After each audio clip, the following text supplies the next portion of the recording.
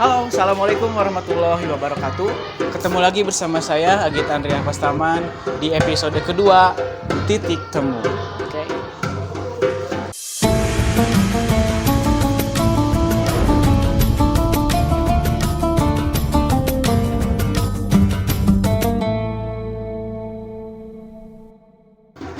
Oke, hai guys. Di sini saya lagi bersama dengan Pak Ilham, atau bisa dipanggil A aja ya. Siap. A Ilham. A Ilham ini salah satu guru di SDN 128 Haur Pancu, guru bidang olahraga ya. Wah, keren. PJOK ya. Nah, jarang-jarang nih kita punya guru muda ya di sekolah, karena zaman saya dulu, saya kan dulu sekolah di sini juga. Gue gurunya senior, tapi sekarang ada pembeda lah. Nah, semoga jadi terbaik ya. Amin. Bisa share ilmu ke anak-anak juga. Lagi ngajar atau udah beres? Udah beres. Kita sambil jalan aja ya. Berarti di sini ngajar kelas berapa nih ya? Ngajar kelas 1 sama kelas 2. 1 sama kelas 2. Oh, wah, bocil-bocil ya. Bocil-bocil. Tapi asik ya. Asik. Benar-benar. Rame Banget Nanti kita mau sharing-sharing nih karena di bidang olahraga ya. Termasuk saya juga biar dapat ilmunya Siap. Jadi, boleh. tips menjaga kesehatan di bulan Ramadan tuh kayak gimana sih? Oke ya. aman. Oke, kita lanjutkan nanti di sana.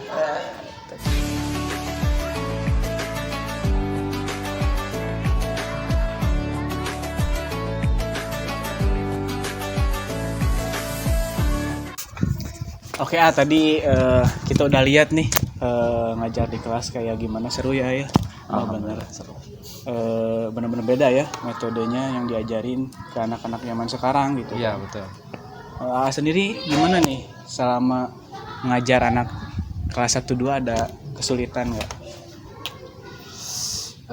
Mengajar kelas 1-2, wah luar biasa ya Kak Agit. Karena mungkin kalau usia di fase A itu karakternya itu kompleks ya, banyak gitu.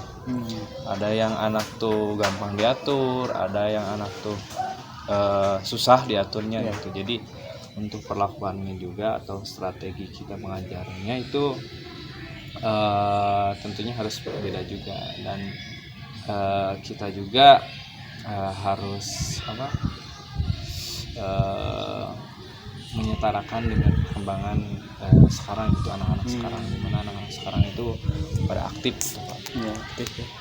Betul juga ya, tentu beda pasti ya saat beda. kita ngajar kelas besar atau Kelas yang besar, kelas bawah kelas besar, beda ya pasti. beda. Kalau kelas atas itu gampang gitu diatur, suruh baris kan langsung baris, itu enak gitu, nggak harus kita.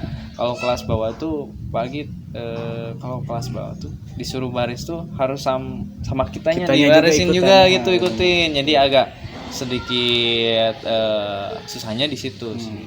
Tapi kalau kelas bawah itu lebih happy gitu, lebih enjoy gitu, karena mungkin masa-masanya bermain gitu. Jadi kita juga belajarnya juga banyaknya itu sambil bermain. Dan emang sih kerasa sama saya juga waktu masih sekolah di sini ya, banyak nih guru-guru yang sekarang udah senior masih awet muda, karena ya itu tadi enjoy. Belajarnya sambil bermain ya kan. Betul. Ya pasti juga nanti awet muda. Amin. Oke ya. Amin. Nah, berbicara tadi materi yang mau kita tanyakan nih ke A Ilham tentang tips menjaga kesehatan di bulan suci Ramadan tuh kayak gimana sih Mungkin ini dari saya ya. Boleh. Mungkin saya juga sedikit mengutip dari beberapa kutipan yang saya baca ya tentunya. Jadi kalau menurut saya itu ada 3 yang harus kita jaga di menjaga kesehatan di bulan puasa ini atau di bulan Ramadan ini. Di antaranya ada menjaga pola makan, terus menjaga aktivitas fisik, dan yang terakhir itu menjaga pola istirahat. Nah, ini di poin yang pertama, tips dari saya menjaga pola makan. Pola makan diantaranya ketika kita mengatur pola makan saat sahur. Apa aja yang harus kita makan sih ketika kita memakan saat sahur? yang harus diperhatikan itu karena kita nantinya akan berpuasa, tentunya akan menahan minum, makan diantaranya. Makanan yang harus kita konsumsi di saat sahur itu, yang pertama itu yang terdapat nutrisinya harus cukup. Kemudian protein. Kenapa protein? Karena ketika proteinnya cukup, tentunya energi di dalam tubuh juga akan cukup. Nah gitu. Terus yang harus dihindari ketika saat makanan sahur itu makanan yang berminyak atau berlemak, kemudian yang tinggi gula. Nah kenapa tinggi gula itu tidak dianjurkan ketika sahur atau sebelum sahur? Karena itu ketika makanan yang tinggi gula masuk ke dalam tubuh kita, kemudian kadar gula kita tinggi, nantinya itu rasa lapar itu akan semakin tinggi juga, makanya harus dijaga itu. Terus kebanyakan makanan berlemak atau berminyak itu gorengan akan gitu. itu akan menyebabkan apa? Lagi haus gitu. Makanya harus dijaga pas saat sahur. Kemudian pas pola makan pas saat berbuka puasa. Nah, makan berbuka puasa dianjurkan untuk minum dulu, kemudian makanan yang bermanis-manis, tapi jangan banyak-banyak ya. Pokoknya makanan ringan lah saat berbuka. Terus pola makan malam. Nah ini yang harus dijaga juga untuk menjaga kesehatan tubuh supaya tubuhnya tetap terjaga. Jangan makan makanan yang berlebihan. Nah karena ketika makanan yang berlebihan, karena tubuh kita beroperasinya itu malam itu untuk istirahat. Ketika makanan yang berlebihan nanti tidak bisa beroperasi di dalam perut itu, sehingga nanti akan muncullah obesitas seperti itu. Dan ketika makan malam itu dianjurkan jangan memakan yang kopi atau soda. Karena kopi soda itu nantinya akan timbul lemak itu akan banyak, makanya nanti terjadilah obesitas karena makanan di saat malam itu. Seperti itu. Terus yang kedua harus yang dijaga itu pola aktivitas fisik. Nah aktivitas fisik olahraga gimana? Ya itu olahraga, kan kita familiarnya dengan olahraga. Sebetulnya aktivitas fisik itu banyak, tidak hanya olahraga aja gitu. Oke. Jadi olahraga apa aja sih yang dianjurkan? Tentunya di luar dari yang seperti dilakukan oleh para rasul gitu, seperti berenang, berkuda, memanah. Itu masih banyak. Sebetulnya kalau kita olahraga di bulan puasa itu semuanya olahraga juga bisa gitu. Tergantung intensitasnya, tinggi atau ringannya. Ya, kita mau olahraga apapun juga bisa, tapi dengan catatan intensitasnya ringan ke sedang lah. Ringan lah, lebih ke ringan gitu, supaya menjaga tubuh kita tetap bugar atau berarti sehat. Jangan disamain dengan bulan-bulan biasa. Iya, jangan samain. Ketika kita misalkan bulan biasa olahraganya 1 jam gitu. Nah, sekarang cukup dipangkas, dikurangi minimal 30 menit gitu. Seperti itu. Jadi ketika nanti olahraganya semakin tinggi kan pengeluaran energi juga tinggi, otomatis masukan energi kan terkikis, harus kita minum atau makannya harus stabil. Terus udah itu aktivitas, kalau kita mengutip dari web Kemenkes itu 30 menit minimal 30 menit per hari ya di bulan puasa itu. Kalau untuk waktunya? Kalau untuk waktu mungkin 30 menit itu dibagi-bagi mungkin. Jadi tidak hanya langsung 30 menit. Nah, 30 menit itu bisa juga di satu kali waktu tapi dengan intensitas yang ringan banget. Tapi lebih dianjurkannya sebelum kita berbuka atau nanti sesudah kita berbuka. Maksudnya gitu. Untuk waktu yang cocok ketika kita melakukan olahraga di bulan puasa itu di pagi hari. Di pagi hari mungkin setelah kita sholat subuh. Beres subuh. Di pagi hari itu, terus kemudian sore sebelum berbuka puasa sambil ngabuburit menjelang buka lah ya. Menjelang buka. Karena ketika kita capek nanti pas saat buka jangan sampai kita di tengah terik matahari kita olahraga kan. Mungkin 5 menit 10 menit itu juga udah haus, kita nggak banyak yang ada ya. Tumbang kita nanti sakit. Terus yang terakhir, setelah menjaga pola makan, terus menjaga pola aktivitas fisik, dan yang terakhir menjaga pola istirahat. Nah, ini sangat penting ketika dua tadi sudah dilaksanakan oleh kita, tapi pola istirahatnya tidak dilaksanakan, itu gagal semuanya. Percuma, iya. Karena dalam olahraga itu sangat penting istirahat itu, recovery namanya itu. Istirahat itu sangat penting. Ini bersangkutan dengan pola tidur kita. Jadi pola tidur kita harus minimal 7 jam per hari. 7 jam per hari itu. Misalkan dari jam 9 tidur kita 9, 10, 11, 12, 13, 1, 2, 3. Nah, jam 3, jam 4 bangun buat sahur kan pas itu 7 keburu jam. Ya. Iya, keburu pas itu. Jadi minimal 7 jam untuk istirahat. Nah, bagaimana cara menjaga istirahat itu? Ya tadi, jangan memakan atau meminum kandungan yang kafein atau kopi dan soda. Gitu.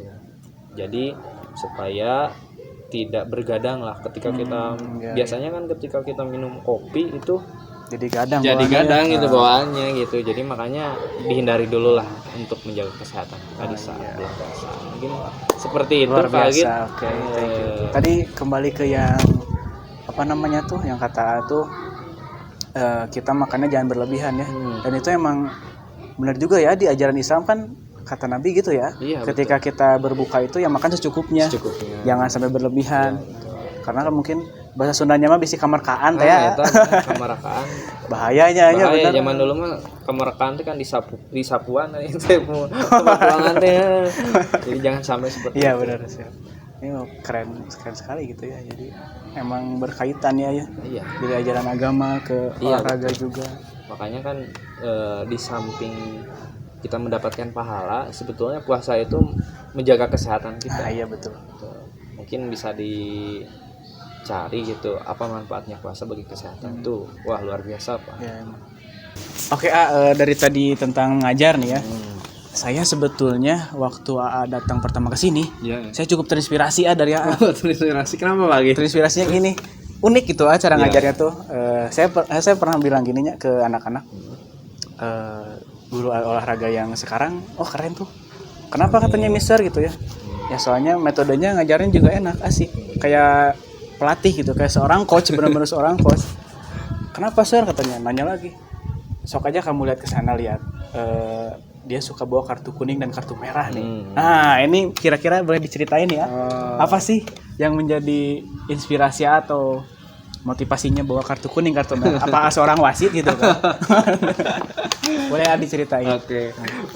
Menarik sekali ya Pak Agit. Mungkin berawal dari Pak Agit melihat ketika saya mengajar gitu.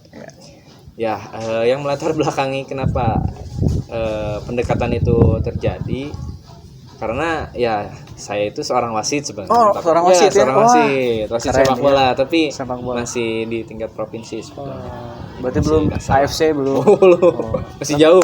Tapi ada keinginan buat ke tingkat lisensi nanti belajar lagi ke AFC atau Piala Dunia. Amin, insyaallah doain. Amin. Kita doain ya, Ilham nih. Keren nih. Wasit iya, guru iya, makanya jangan main-main ya, nanti kartu merah ya. Iya. Bawa enggak kartunya? Aduh, lupa saya Oke. Mungkin sedikit menceritakan gimana. Kenapa sih ketika saya mengajar selalu bawa apa? Kartu merah sama kartu kuning, bahkan ada kartu hijau sebetulnya. Ada juga ya? Ada kartu hijau itu. Jadi begini, karena di dalam pembelajaran itu ada yang namanya itu kesepakatan kelas. Mungkin Pak Agit tidak asing lah dengan kesepakatan kelas.